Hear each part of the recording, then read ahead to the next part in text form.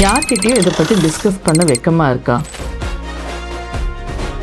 Pregnancy and டெலிவரிக்கு அப்புறம் இந்த விஷயத்தை யாரும் அதிகமாக பேசுகிறதே கிடையாது. அப்படி என்ன விஷயம்?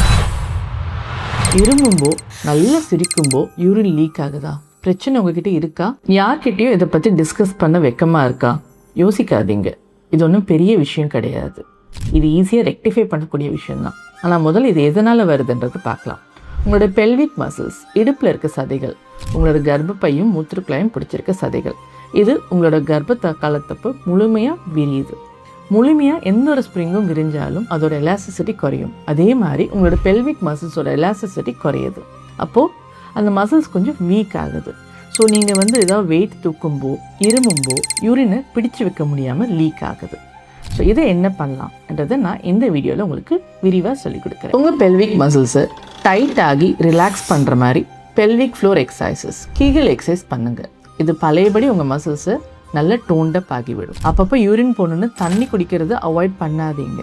அது அதிகமான பிரச்சனைகள் தான் கொண்டு வந்து நிறுத்தும்.